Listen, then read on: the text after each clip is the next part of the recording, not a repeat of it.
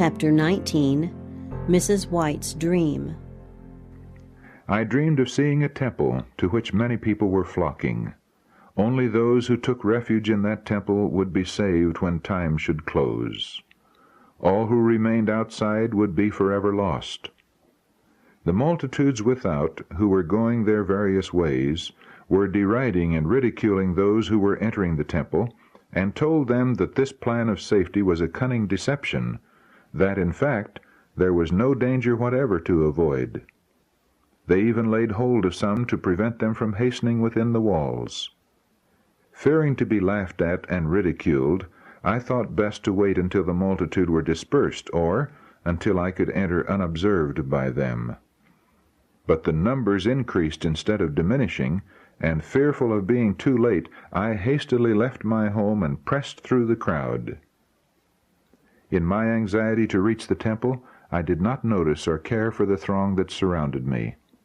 On entering the building, I saw that the vast temple was supported by one immense pillar, and to this was tied a lamb, all mangled and bleeding.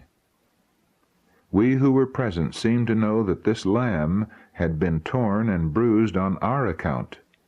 All who entered the temple must come before it and confess their sins. Just before the lamb were elevated seats, upon which sat a company of people looking very happy. The light of heaven seemed to shine upon their faces, and they praised God and sang songs of glad thanksgiving that seemed to be like the music of angels.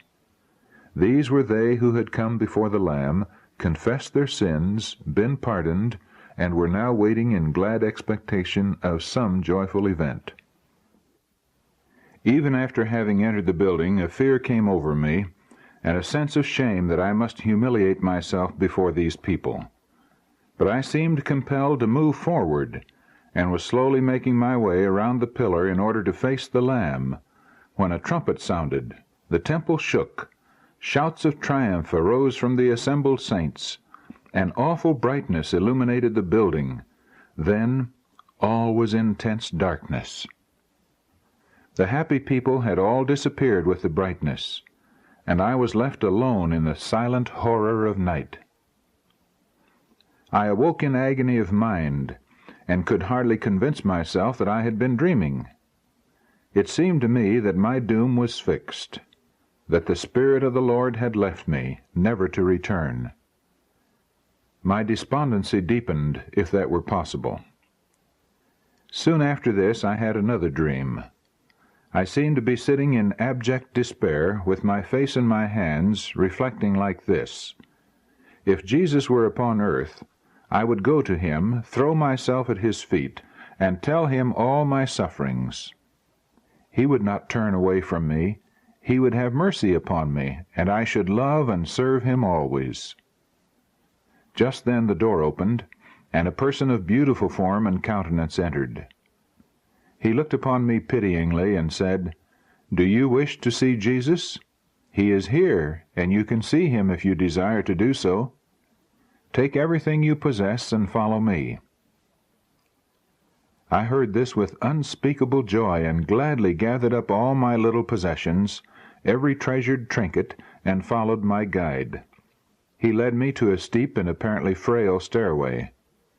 As I commenced to ascend the steps, he cautioned me to keep my eyes fixed upward, lest I should grow dizzy and fall. Many others who were climbing up the steep ascent fell before gaining the top. Finally we reached the last step, and stood before the door. Here my guide directed me to leave all the things that I had brought with me. I cheerfully laid them down. He then opened the door and bade me enter. In a moment I stood before Jesus. There was no mistaking that beautiful countenance. Such a radiant expression of benevolence and majesty could belong to no other. As his gaze rested upon me, I knew at once that he was acquainted with every circumstance of my life, and all my inner thoughts and feelings. I tried to shield myself from his gaze, feeling unable to endure his searching eyes, but he drew near with a smile, and laying his hand upon my head, said, "Fear not." The sound of his sweet voice thrilled my heart with a happiness it had never before experienced. I was too joyful to utter a word, but overcome with ineffable happiness, sank prostrate at his feet. While I was lying helpless there, scenes of beauty and glory passed before me, and I seemed to have reached the safety and peace of heaven. At length my strength returned, and I arose. The loving eyes of Jesus were still upon me, and his smile filled my soul with gladness. His presence filled me with holy reverence and an inexpressible love. My guide now opened the door, and we both passed out. He bade me take up again all the things I had left without. This done, he handed me a green cord coiled up closely. This he directed me to place next my heart, and when I wished to see Jesus, take from my bosom and stretch it to the utmost. He cautioned me not to let it remain coiled for any length of time, lest it should become knotted and difficult to straighten. I placed the cord near my heart and joyfully descended the narrow stairs, praising the Lord and joyfully telling all whom I met where they could find Jesus. This dream gave me hope. The green cord represented faith to my mind, and the beauty and simplicity of trusting in God began to dawn upon my benighted soul.